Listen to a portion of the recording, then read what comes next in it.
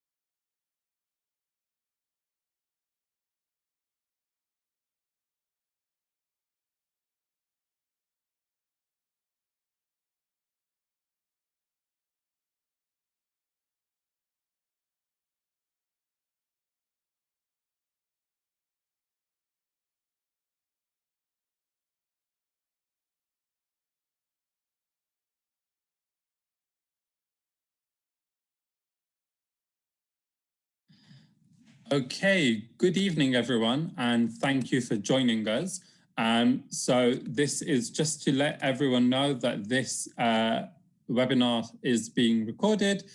So if you need to leave at any point, don't worry, we'll be uploading the recording to YouTube. And if there's anyone else that wants to, and if you want to pass it on to any friends or comrades beyond, then please do. It'll be up on the Abolitionist Futures YouTube, hopefully within a few days. So these webinars were created as a space to gather in response to the momentum rising to oppose the draconian police crime sentencing and courts bill 2021. We joined the call and leadership from Sisters Uncut to #KillTheBill. Priti Patel's policing bill would severely restrict the right to protest, drastically removing the ability of the people to make their voices heard. Following the horrific murder of Sarah Everard and the subsequent police violence against women at a vigil in her memory, protesters have taken to the streets demanding accountability and transformation. Across mainstream political parties, many of the arguments we hear being put forward as solutions to the problem of gendered violence are those that rely on carceral logics, which we seek to question, resist, and dismantle. These remedies, such as undercover officers in clubs and pubs, are making misogyny a hate crime, miss the mark for the future we want to see and build. Recognizing the urgency of this moment, we come together online to share knowledge, build our movements of resistance, and take collective action. We offer these online events in addition to the incredible shows of strength and resistance we have seen on the streets in recent days. So we're recording these and they'll be available on our YouTube channel. So there's an event on today, tomorrow, and on Friday. But if there are any demonstrations or actions in your town or city, please prioritize those. We know that there are many of us in opposition to the bill who, for whatever reason, cannot be at those demonstrations, but still seek a space to come together. So I'm going to briefly touch on the right to protest before handing over to our speakers, who will carry forward the main of the conversation. Okay, Priti Patel's policing bill has many measures beyond the restrictions to protest. It introduces a prevent-style approach to youth violence, which will wreak devastation amongst racialized communities, increase surveillance, capturing and loosening the criteria to collect personal information and carry out stop and search. This will continue to see more and more of our information gathered by the Metropolitan Police and shared across government departments, which leads to, when we see things like the gangs matrix and the Windrush scandal, data and information gathered like this can only be used to further inflict harm on us by the state. Weeks after stoking the culture war for a free speech crisis, alongside restricting protests which cause unease, a Tory MP remarked yesterday he shouldn't have to look at protests from his window in Westminster. This bill would have everyone critical of government well within its scopes, with specific measures around locations such as Parliament Square or targeting of newspapers that we know all too often print the friendly profiles for our leaders. There's much to be angry about in this bill, but the right to protest expands to them all, because without expressing our displeasure in any one element, because without our right to protest, expressing our displeasure at any one element becomes impossible. And that is purposeful. Why would a government under whose premiership we have seen the largest mass death in peacetime, the onset of economic catastrophe, want to give us the opportunity to reckon with them? Better to start locking us up when we're younger and for longer, exactly what this bill intends to do. Why would a government who have lined their pals' pockets want us to express our anger? Free speech, free assembly, and free association were long fought for by the left, and principles we defend as a means to hold power to account. As such, they are indivisible from related freedoms, such as the freedom to organize for the betterment of society's material conditions. When we defend these rights, we do not merely do so in the name of abstract principles, but as a means to advance popular democracy, to empower workers and each other, and to challenge state power. So it's with that vision of challenging state power that we move forward. And on that note, I want to introduce our three speakers. So the first speaker that I'll be talking is Emmanuel Andrews, who is a policy and campaigns officer at the Human Rights and Civil Liberties organization, Liberty. She works on policing, protest, and state surveillance, currently campaigning against the Police Crime Sentencing and Courts Bill. She also works across the arts, academia, and activism, including as a researcher in residence at the South London Gallery, where she is working with youth on a colonial archive project, and as a founding member of the Free Black University, an anti-colonial, queer, and Black feminist project committed to the development of radical, imaginative, and transformative knowledge production. Zahra Hassan is a barrister at Garden Court Chambers and a director of Black Protest Legal Support. She specializes in migrants' rights, racial justice, state accountability, protest rights, trans and queer liberation, and gender equality. She is also the external coordinator for the trade union Legal Sector Workers United.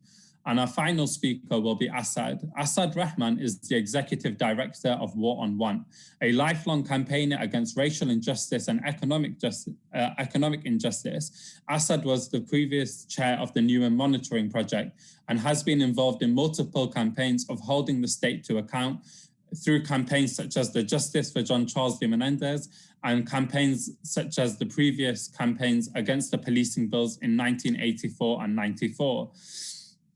Asad has been at the forefront of the climate justice movement, both in the UK and globally, helping to reframe climate as an issue of racialized capitalism, economic and social injustice. So without further ado, I will hand over to our first speaker, and that is Emmanuel Andrews. Hi, everyone, and thank you so much. Thank you to the organisers for having me here today, and to everybody in the audience for showing up.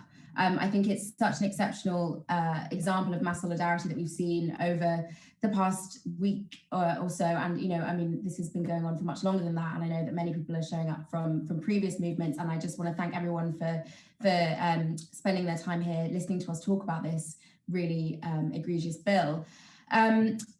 The bill, as you know, as has already been mentioned, introduces a wave of draconian new powers, and that, you know, the full details of which were only released last week. and it was debated on yesterday and the day before, and then voted upon yesterday. So it's it's literally had it's only been in Parliament for a week, which is extraordinary. 6 days obviously is not enough time at all for parliamentarians or civil society or members of the public to actually give a forensic analysis of this legislation, and which is this is a strategy, of course, because there's so much in there, and the kind of whole point is that nestled within bits that we might want to support, there are some really egregious measures. I'm going to touch on some of the specific protest aspects of this bill, but I wanted to first start by just giving a kind of broad brush an overview of what else is in this bill, because it affects a wide range of communities that really also need our support and need our mobilisation. So to start with, I just wanted to mention the impact that this bill has on Gypsy and traveller communities, who are, as I'm sure many of us know, are amongst the most persecuted and marginalised communities in the UK. The bill would give the police the power to seize people's vehicles, which obviously for Gypsy and traveller communities is their home. And like much that is already in this bill, it just deflects from what the real issue is here, and that's that the authorities have failed to provide sufficient sites for Gypsy and traveller communities to live safely in a way that reflects their nomadic way of life. And as for those of us that were watching the debate the last 2 days, we saw how the government were really relying on the fact that this is what their constituents want. This has been in their this was in the Conservative manifesto, and this has been something that they've been trying to push forward for a while now. But that's simply not true. That this is that the public support these measures. Friends, families, and travellers and Liberty members responded to the government's consultation that they did. I think it was last year, and the overwhelming response from people was that people don't agree, and even the police don't agree on giving the police more powers. Then the second area that I wanted to briefly touch on was the serious violence measures that has also already been mentioned. These are supposedly supposed to protect people from harm, to save lives, to prevent injury, but in a very similar manner to the prevent duty, it replicates many of the harms that it is supposedly trying to reduce, as well as being an incredibly discriminatory and unjust proposal. The Serious Violence Reduction Order is a part of the bill that is essentially a new stop and search power that would give the police the ability to stop and search someone at any place completely free of suspicion. As many of us know, we already understand the impact that stop and search has on communities, especially Black and brown communities. But I know that other speakers will probably touch on that shortly. But yeah, we're here to talk about protest, and I'm so glad that we are, because as we've seen over the past week, the government and the police have been handling protests extraordinarily. And I think it's just worth mentioning how the government wants to pit us against each other and essentially divide us into good and bad protesters. So I just want to caution us as well when we think about using the terms like peaceful protest, or trying to define the protests that happened over the weekend, for example, as vigils, or relying on that terminology of peacefulness, or women with flowers, for example, because I think the legislation, the bill that is coming through Parliament at the moment is basically trying to move that line from what counts as peaceful. So I think we really have to be aware of relying on those definitions, because that's exactly what the government is trying to change. And I think just the bill as a whole is just, particularly the protest sections, are just another way to attempt to criminalize our right to dissent, our right to challenge, our right to refuse. And I think we have to remember that protest isn't a gift that the state can give us or take away at its pleasing. It's a vital tool. It's a human right, and it's one of the main ways that we can stand up to the state and make our voices heard. Now, I just want to now go on to the kind of nitty gritty of the bill, and I'm really aware of time, so yeah, please do wave at me if I'm going over.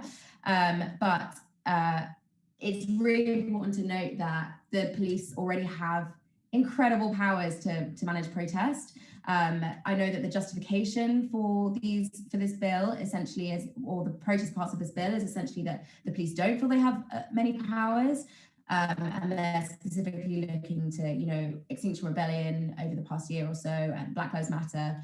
But actually, in actual fact, they do have significant powers to regulate protest. And the majority of that is nestled within the Public Order Act.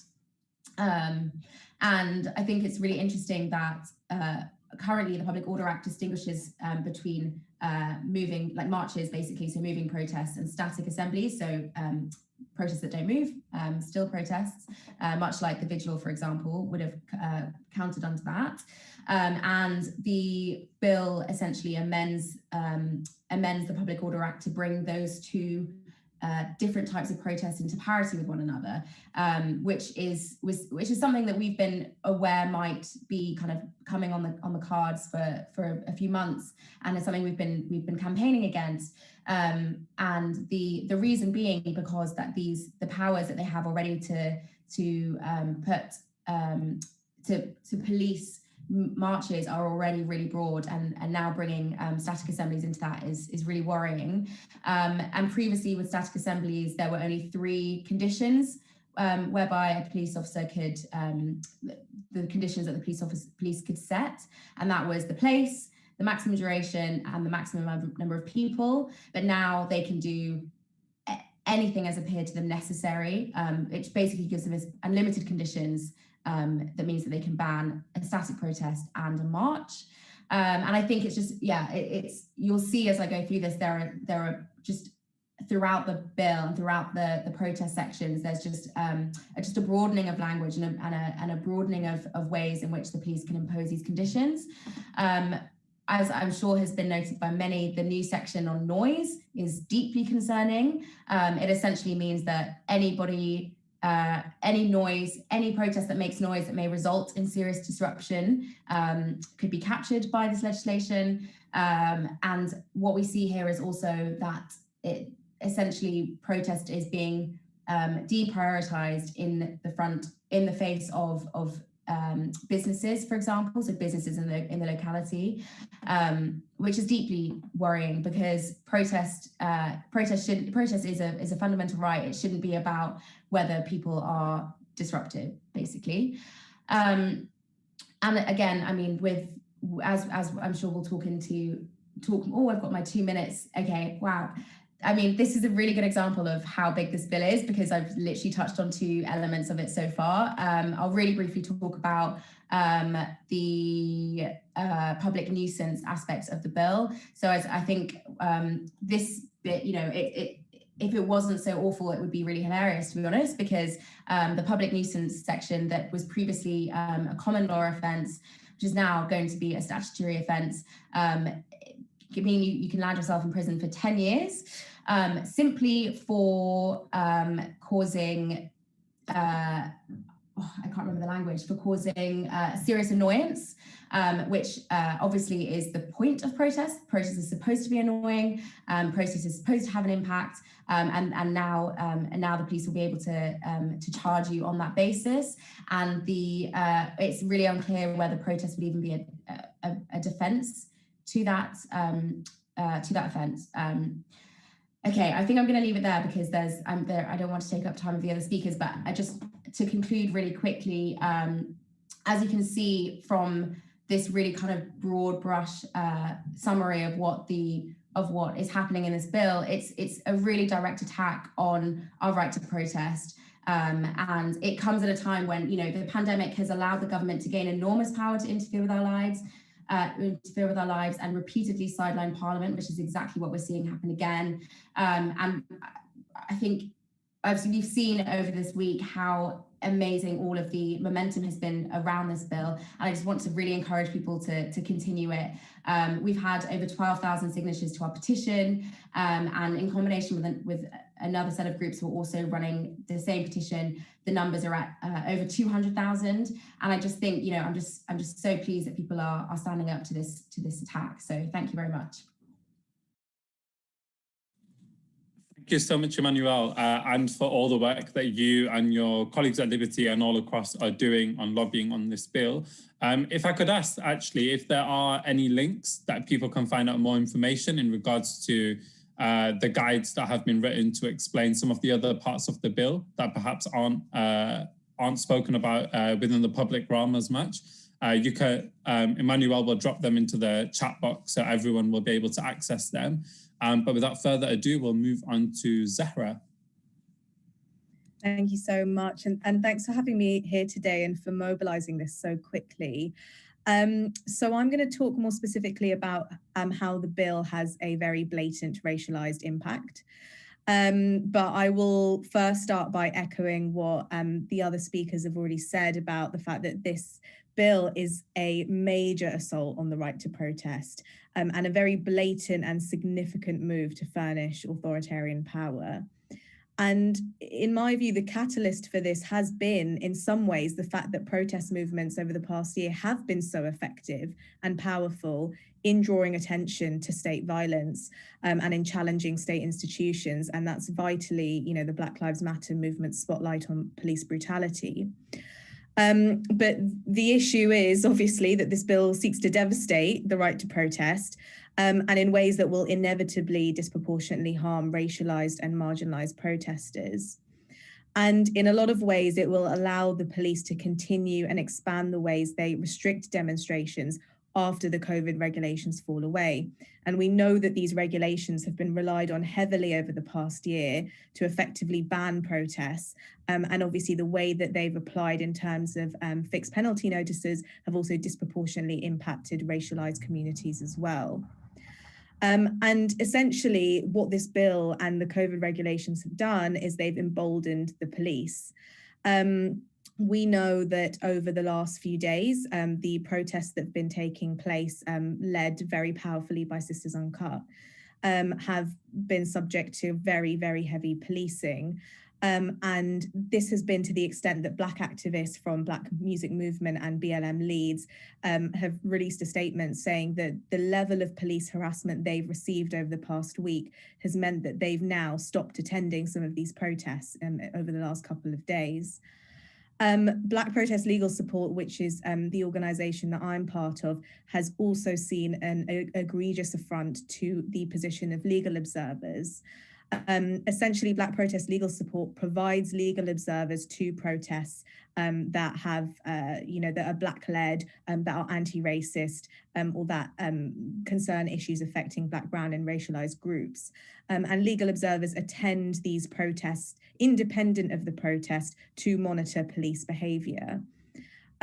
We've got a hub of legal observer volunteers, and those who have been attending the protests over the past few days have been consistently harassed by the police. Legal observers should be exempt under the COVID regulations because they are voluntary workers, and as I've said, they're independent from the protest.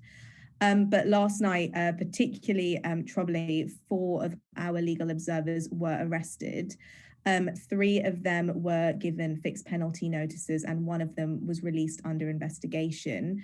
And out of those 4, 3 of them were people of color. Essentially, they were arrested when the crowd, a few protesters were arrested from the crowd. The crowd had moved on. And the 4 legal observers who stayed behind to make a note of those 3 arrests were then turned on by the police and arrested themselves. And there are around 20 officers surrounding each legal observer. 2 were taken to custody and released in the early hours of the morning. And I say this because an attack on legal observers is an attack on our ability through community movements to hold the police to account. Legal observers are there to monitor police behavior and provide legal support to people assaulted, arrested, and violated by the police. And the police directly stopped attempts last night of our legal observers to monitor the police's conduct when they were conducting arrests of protesters. And so it's wrong to ban protests. It's wrong that the level of impunity police have at the moment. And it's egregious to also stop that from being monitored and held to account on the streets. But in my view, the police felt emboldened to do that through the COVID regulations and through the fact that this bill is happening. So this bill forms a part of a wider pervasive effort by this government to suppress protest as a vital form of resistance. And it comes following the HMC FRS report, which was ordered by the Home Secretary in light of the Black Lives Matter and XR movements. And part of that report looks at things like developing covert intelligence gathering methods, the increased use of facial recognition technology at protests, which we know is discriminatory by design. And also Black Protest Legal Support has noted the presence of potential facial recognition vans at almost every protest over the last few days. The report also supports expanding stop and search, and which of course we know disproportionately harms Black comrades who are already 40 times more likely to be searched under suspicionless stop and search powers. And it also labels people as aggravated activists, so those who commit protest-related crime or unlawful behaviour. So in terms of this legislation, as Emmanuel set out, the police already have considerable power to impose conditions and restrict protests. But what this bill essentially seeks to do is lower the legal test required for the police to use those powers. So essentially, there are three main kind of concerns, sort of overall concerns we have about the bill. The first is how broad the language of the legislation is and how this leaves wide scope for interpretation by institutionally racist police and courts. The second is how much power it affords to the police to restrict protests and to police them, and the impact that would obviously have on racialized groups. And thirdly, again, how harsh carceral punishments are meted out for proposed offences within the bill. And of course, the entire point of protest is to cause impact, to disrupt, and to dissent. And so by trying to curtail every aspect of civil disobedience and criminalise these very kind of age-old direct action and protest tactics, the bill does essentially erode our right to protest, and it puts police impunity on the ground on a legislative footing. So essentially, in terms of the impact on marginalised and racialised communities, firstly, in terms of police brutality, we know the police have always treated Black, brown and racialised protesters with particular contempt and violence. From the Mangrove protest in 1970 to the Black People's Day of Action in 1981, we hear kind of two key stories, one of institutional racism in wider policing and one of institutional racism in the policing of protests. And in our view, nothing's changed. Black Protest Legal Support saw the police deploy riot gear. They routinely relied on physical and verbal intimidation, and they charged horses at people at the Black Lives Matter protests last summer. They also kettled hundreds of protesters, including many young people, until the early hours of the morning, and relied on Section 50 powers to ask them to provide their personal details before allowing release, which in our view is potentially unlawful. We have also seen the police use batons against the Tamil community in Harrow just on Sunday at a protest outside the home of a British Tamil woman who had been on hunger strike. So whilst what happened to protesters at Saturday's vigil for Sarah Everard on Clapham Common was horrific, and we stand in solidarity with those assaulted, arrested and violated by the police, we cannot forget that our Black brothers, sisters and siblings, non-Black racialized people and trans people are subject to this level of state violence all the time on the streets, in police stations and in prisons. We know that the police are 5 times more likely to use force against Black people, and nearly 1 in 3 incidents involving the use of force is against Black, brown and racialized people. And they will obviously use this force more, intimidate more and act violently against protesters when they feel emboldened to do so by the law. Also, by having more scope for interpretation in the bill, we can be fairly certain it will come with more police brutality and impunity, leaving Black, brown and racialized people at the sharp end of it. And briefly, the other thing is that obviously we know that the weighty penalties will most impact those already heavily criminalized by the state and who disproportionately face legal repercussions. We know that Black, brown and racialized people are subject to disproportionate charging and sentencing within the criminal punishment system. And we know that police powers will always harm our communities the most. So in essence, Black Protest Legal Support is very clear. Policing is institutionally violent and racist. And so if this bill becomes law, it will perpetuate the very oppression that Black Lives Matter and this weekend's protests have sought to challenge. So we stand very firmly against the bill, the chilling effect it will have on the right to protest more broadly, and the attempted silencing of Black voices. And obviously, huge kudos to Sisters Uncut and BLM activists for all the incredible work they're doing to lead the fight.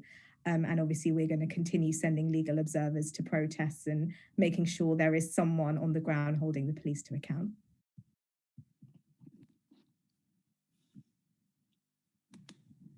Thank you so much, Zahra. And I'm sure I speak on behalf of everyone here where we send our full solidarity to you and your colleagues for all the incredible work you're doing and the harassment you're facing at the hands of the police as well. But I think all of us have seen over the last year the crucial and importance of monitoring the police and holding them to account, not only with the lockdown fines and that we've seen imposed on people arbitrarily, but also the horrific scenes that we've seen at protests over last summer and over the weekend. So thank you to you and your colleagues for that, and full support to you all.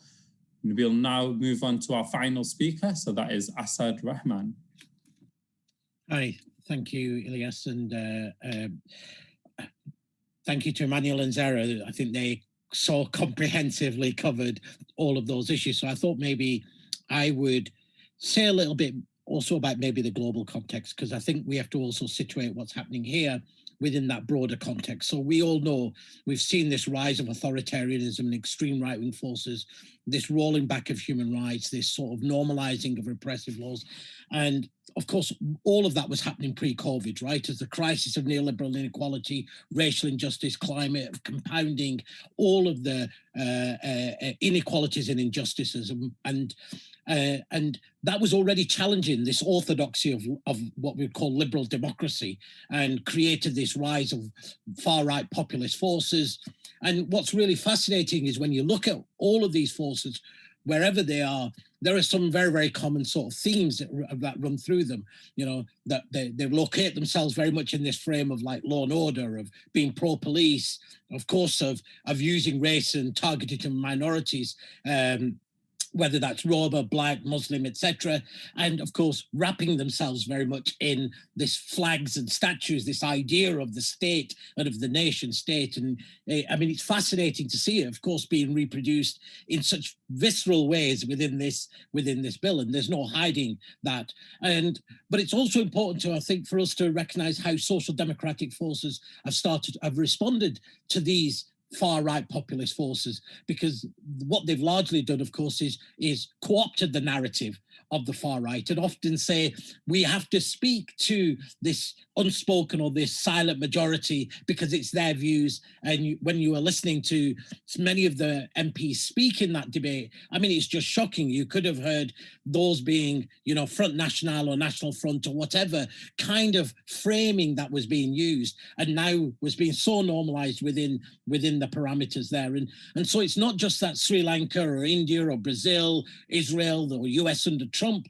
the countries that have traditionally been seen as being the rise of the far right, or the Polands or Hungaries. It's also France and Netherlands, where it's social democratic forces overtly not saying we're of the far right that are using and have been imposing these repressive laws. And of course, what they've done is really fascinating because they're normalizing something that's so extreme, but then in the way that it's the discourse around it, it becomes that this is the most normal response. And it's just fascinating how that discourse changes and how they normalize this discourse. And of course, armed, of course, by the support of the media. Now, we haven't got time to talk about the securitization agenda, surveillance, for all of the other things that have been brought into place in this repressive architecture that's being built all around the world. But I think, so what we've seen this is, I think, a process of what some people say, this authoritarianism that comes from the top, but authoritarianism that's also coming from below as well, and creating this really dynamic that we're facing. And of course, during COVID, we've seen many of these authoritarian and repressive measures being rolled out. We as War on Want work with movements and workers' organizations all around the world. And, you look at Bangladesh, you look at the arbitrary arrest of trade union activists because they're seen as being threatening the economic interest, and the economic interest is the national interest. So arbitrarily arresting people because in this moment you want to be maintained. You see in Sri Lanka where garment workers refusing to go into unsafe working conditions, it's the military that comes and then forces workers back into those.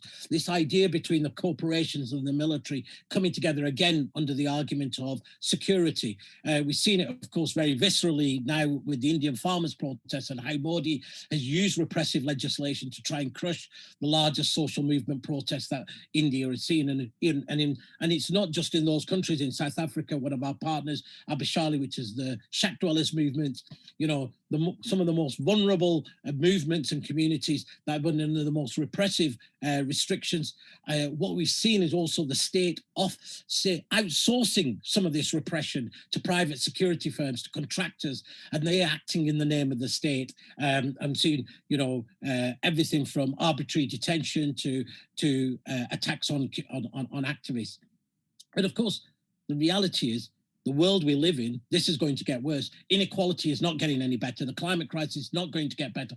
All of these things are going to compound. So what we're doing in this moment isn't a momentary fight. I think actually it's a fight that we have to see that goes back to the past, but also goes to the front, to the future. So I want to just quickly say some reflections on the past as well. So you can see from my white hair and my beards, maybe I've been around a little while.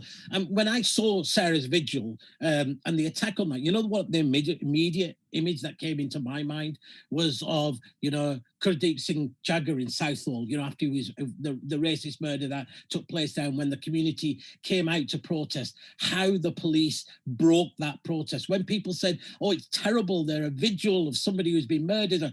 And I just brought, well, you know, countless vigils we've had where people have died in custody. Ibrahim Assay, you know, have all been broken up by the police, right? When Akhtar Ali Beg was murdered, the arm of the state broke all of those things. And what happened straight after this, what I would call repression on the street, of course, is this a series of legislation. So you can look back at 1984 and you look at the first, and it's also fascinating, of course, you look at the banners, kill the bill, reclaim the streets, you say, those were all the slogans, of course, of yesteryear, right? And it's great that they are being repurposed and brought, but there's a history to them as well, and some lessons that are really important for us to learn. And I know on Friday, you're going to be talking about the movement building, so I'm not necessarily going to go in there. But, you know, when we talk about that 1984 police bill, which was the Kill the Bill campaign, you know, which was led by Black organizations, because it was the Black-led organizations that had seen what happened in 1981 with the uprising, seen what happened in 1984 with the uprisings, that led and tried to build that coalition, saying not just of Black organizations, but the trade union movement, with civil liberties organizations, and much broader. And when it came to 1986 and the Public Order Act, you know, which was of course expressly brought in after the miners' strike, right, to limit the right of protest, we see something remarkably similar to what's happening now, right? Within all of this repressive legislation, they also say, well, we'll give you a SOP. We will bring in laws on incitement to racial and religious hatred. And already what you start to see is this attempt to break then the movement between parts who say, well, the bill in all isn't that bad. We should just disagree with this bit or that bit, rather than actually start to argue what the logic behind the bill is in its first place. And I think there's important lessons where people fell for that. And there were large parts of our community that said, we can't oppose this bill because, look, it's going to put incitement, religious and racial hatred. And our argument then as the monitoring groups and as Black groups was, this has never been about the police don't have enough power. The question has always been about police accountability and how the police use those powers. And the argument now of saying, you know, that the response to misogyny and patriarchal violence is we need more power. No, the question is why haven't the police acted? Why don't they act on behalf of our communities, which is a much bigger and deeper question. Look, there are also wider lessons for us. You know, when I was thinking about 1994, you know, when the criminal justice bill, and thinking about how ridiculous this question about noise on a protest issue was. 3 minutes, I'm going to, you know, in 1994, you know, the same argument was used about repetitive beats to try and end the Free Party movement, right? The same attacks on the traveller and gypsy community were brought in. You know, that's when councils ended. The duty ended on councils to provide sites to traveller and gypsy communities, which is why, you know, we've got travellers and gypsy communities being increasingly marginalised. What happened at that moment, I think, was really fascinating, was that the movement we built went out and beyond our circles and connected with, for example, the ravers in terms of the Free Party scene, of course, the environmentalists and the road protesters. And it went out and it tried very, very seriously to try and build the connection to make a much bigger argument about what that bill was doing. Now, we ultimately lost, right? But I think we won as well, because we have to remember that what happened within that movement, in the fight itself, it politicized a generation of people. And it was that generation of people who then a few years later created that upsurge in the 2000s of these incredible new movements that were created. And many of them were politicized through this space. So I think there's a challenge for us now, both in how we respond to this, to think beyond our own close circles of the groups who are already in, and how do we turn the public against this? And I'm going to end now, but you know, there's a lesson, I think, from the poll tax, right, where again you have an authoritarian government in a moment passes a deeply repressive draconian piece of legislation. It goes through Parliament, but that wasn't the end. Just getting them from the bill to the law wasn't the end. What it meant, what it led to, of course, was huge grassroots campaigning, massive mobilizations. 250,000 people marched against the poll tax. It became impossible for the poll tax actually to be implemented, so much so that the police said we have to stop arresting people for not paying for not paying the community charge, because otherwise the number of people that are going to have to be arrested is beyond our capability and capacity. Ultimately, it led to, of course, the defeat of Thatcher within the Conservative Party and a departure. But there are important lessons for us not to also make this campaign simply about killing the bill, because I think we have to recognize that this bill will be rammed through, right? Because like in 1994 with the poll tax, with the Criminal Justice Act bill in 1994, ultimately the Labour Party, then led the Shadow Home Secretary was a certain Tony Blair, abstained on the final reading of the bill, right? So we also know that, you know, there's a question for us in terms of thinking only within Westminster, that the strategy is only in Westminster. The strategy, of course, has to be in Westminster. We have to try and hold the line of MPs and as many as possible. But the real change will come the movements we build outside. That's where the real dynamic will come. And that's where our future and our hope of overturning this bill and making it ungovernable has to happen. This attack on the right to dissent, the right to protest, is a global attack that's taking place. Of course, it's being targeted primarily, first and foremost, at what they see as being the bad protesters. And I totally agree with Emmanuel. This discourse about between good protesters and bad protesters is one that we have to hold the line and say, actually, what we're defending is the right to protest. Full stop. Not allow this, because in 1994, you'll laugh that this whole argument was characterized as, are you a fluffy or are you a spiky? I.e., do you believe in direct action or do you believe in peaceful protest? And it seriously hampered the movement, because it drew the energy of the movement into an argument between itself when we should have been actually being united against the laws of the state. I'll stop. Thank you so much, Asad. I think I saw someone write in the chat that learning about that arc of history is so important and motivating, and I absolutely agree. And just crucially, picking up on that point there of when you said, like, they always give us something. They drop something in there and they give something in order to try and quash the movement. And we've seen that in the last few days, and Labour's bigger, like, with many of the suspect solutions they're putting forward, the one that's raising a lot of eyebrows is this idea of making misogyny a hate crime, because we know hate crime legislation is not fit for purpose. It interpersonalizes institutional issues. There's and there's no way forward. There's no path forward in terms of justice through that framework as it stands anyway. So actually, for people that are interested, the next session of Kill the Bill tomorrow of this webinar series is specifically about why hate crime won't save us. So please do attend that session as well. So we've had a lot of questions come through. So we will take them one at a time. So I think if I press this button, it turns up on your screens. So the first question that's come in is it even possible at this point to actually stop Parliament allowing this? How can we help outside of signing petitions if we can't attend protests? I'm just going to attach this to one or two other questions that have come in that are very similar, which is what's the main action we can take now after the second reading? What next? What now? What do we do? So essentially, sort of, what's the path forward in with this particular bill as it comes now? So Emmanuel, shall I come to you first? Yeah, and those are really excellent questions.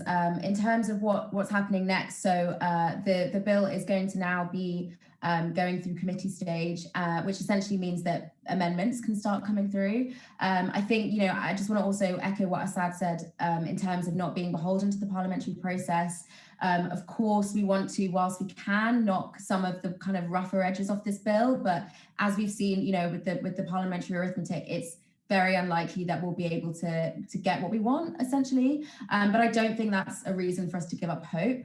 I think one of the really challenging parts of this bill is that, and also amazing things in the sense of the mass mobilization that's come out of the end of it, is that the protest things are so horrendous that people are really, you know, they're speaking up about it. But I do worry as well that, you know, should we have some protest amendments successfully go through, government will also take that as a kind of, okay, we can still sneak through all the other horrendous stuff. And I think that's where we really need to, as Asad said so beautifully, that's when we really need to be in solidarity with all the other different community groups that are affected by this bill and still come out and make our voices heard against those aspects. Because I think, you know, whilst across the party there is some leeway potentially with the protest stuff, you know, with the Gypsy Roma traveller aspects, it's looking really unlikely. So I think, you know, talking to our MPs, especially when it comes to those that are on the committee, and thinking about how we can support some of the amazing amendments that are going to come through from different organisations, but also being aware that, you know, we don't it doesn't start and end with protest only. There are other groups that are affected by the other parts of the bill, and that's where we also really need to make our voices heard. Thank you, Emmanuel. Zahra, Asad, do either of you want to come in? Yeah, I think, no, I totally echo what Emmanuel said. I think it's very much, this is the kind of thing where we need to have an approach on every single level, and some levels will be more effective than others. But I think, you know, the parliamentary approach, obviously, you know, there's a lot of work being done around that already. There needs to be some thinking around legal approaches to the bill. So if it does become legislation, the way that it is utilized, or just the fact of it in itself, like how we challenge that from a legal perspective, particularly taking into account Articles 10 and 11 of the Human Rights Act, in terms of, you know, the right to protest. And obviously just showing up on the streets and through kind of community movements and campaigns. I think that is probably one of the most effective ways that we can challenge this bill and challenge what it stands for, because just by showing up on the streets, whether kind of before it's legislated for or after, we are directly resisting what it's trying to do. So I think that's really crucial. And, you know, there are so many, you know, ways that that is being made more accessible in light of the pandemic, and thinking about ways that we can move kind of protest online as well. But I think for those who can and are able to, showing up on the streets and sort of saying, look, this cannot happen, and we will still be here, we will still protest, is the main thing that we all have to rally around at the moment.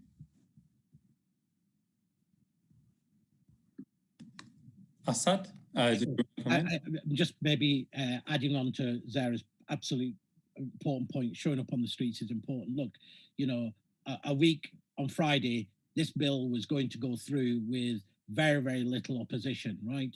It's because of the organising on the Saturday that by Monday, both Labour had shifted its position. There'd been widespread concern about it. We're in a situation now where, you know, you've got 200 plus organizations signed the Liberty and Friends of the Earth and other letter.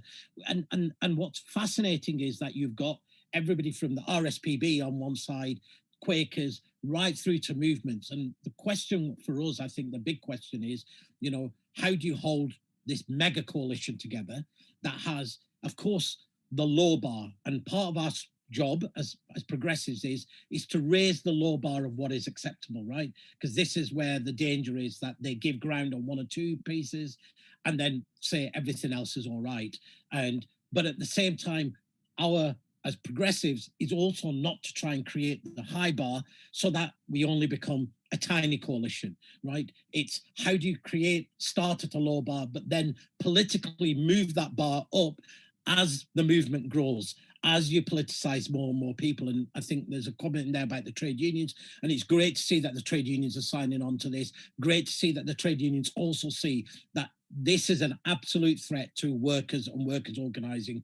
You know, this issue about the noise is not simply about demonstrations, right? It will be used against pickets. It will be used against workers taking action against corporations, companies, etc., etc. So we know that it's draconian in that sense. To some extent, you know, our biggest friend in this is time, right? We have to slow it down. That's, I think, our main job. It's slow it down, not allow them to be able to ram it through. And the more that we're doing and lobbying our MPs, the more we're raising questions, the more we're trying to get in, creates that dynamic to slow it down so that they can't rush it through Parliament in the way that I think they thought that they would be able to, right? They'd have the first reading, second reading, there'd be no opposition, Labour would abstain, and it would just get through. Now we are in a moment where we have to flood it with amendments. Yes, lobby, bog it down in the committee stage, make sure that there is opposition in the Lord, but not then to simply say that's our hope, but use the time to build the movement, because we know that this bill will be passed in one way or another, and there will be egregious and draconian elements within it. And how do we then move from the resistance? How can we both resist and mobilize and then lead a counterattack against it? So I think we have to have and I'm sure, again, this is your conversation on Friday, and I'm sure I don't want to jump those discussions to there. Thank you very much. And just on the theme of sort of like what else can we do next? Sisters Uncut just put on Twitter 2 or 3 minutes ago that they have organized a public online meeting, which is taking place tomorrow at 7 p.m. So that's after the webinar session for tomorrow. So Sisters Uncut are hosting a public meeting that everyone is welcome to. So please do attend to that if you can. We all owe so much to Sisters Uncut for really taking the lead on this, because without them, we would not have seen the shows of strength that we've seen over the last few days and the mass mobilization against the bill that has come out since then.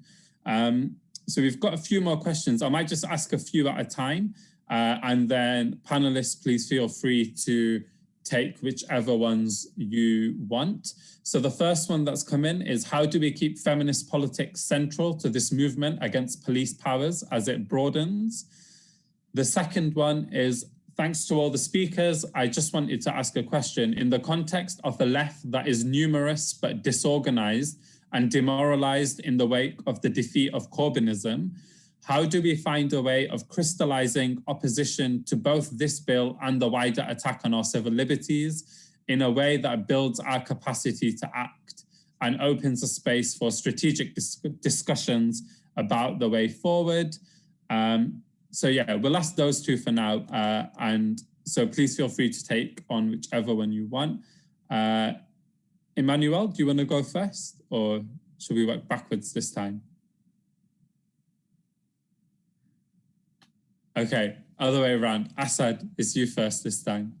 Sure. Look, you know, I think those who are in the progressive movement will always say Look at the 1980s, the left was demoralized. Look at the 1990s, the left was demoralized. We're always demoralized in one way or another, because actually what we're fighting for is such a transformation, not just of this moment, but of centuries old racialized capitalism, a system. And we shouldn't be worried that there are momentary setbacks in any moment, right? The question is always, when that setback happens, are you further from where you started? Have you politicized more people? Is there new movements spreading, being created? Are they connected together? Now, there are moments where it lends itself for our ecology of movements to be able to come together. And to some extent, the government has given us a gift with this, because it allows the ecology of our movements, from climate to traveller and gypsy communities, to the feminist movements, to anti-racist groups, to climate group, all to see, and work trade unions to see a common thing, and for us to weave and rebuild a new sort of progressive movement behind a fight. And in that fight, as I said, that's the moment where, you know, what comes out of it has got to be, you know, better organizations, not individuals, not atomized individuals, not individuals on social media, but organized people to collectively together. This was the lesson of the monitoring groups out in from the 1970s to the 80s. It's why you saw the Black-led organizations from Mangrove all decide our resistance is never going to be possible if we just resist at these moments. We need our own institutions, we need to capacity build, we need our own structures, and they need to be rooted in our community. We need to be working 24/7, 365 days a year, so that we can build our power. So when these attacks come, we're actually able to mobilize the power of our communities, and our communities aren't on the sideline, and that we as the left are fighting without our own movements and our communities behind. There has been an incredible moment, of course, with the climate strikers and Black Lives Matter. This is a moment, I think, to solidify that and build that even further. So I'm not in a demoralized state. I'm in a very hopeful moment that actually our movements can really do something much really profound, which is, you know, build that movement of movements, which we all know is needed. I won't say about the feminist politics, because I think that's absolutely got to be central. I would say there are lessons about how we did and put race right at the center in the 1980s, and that was about Black-led organizations taking leadership. And I would say absolutely Sisters Uncut, that's great, because what that intersectional approach of bringing race, gender and class together is got to be sit at the center of all of our movement building.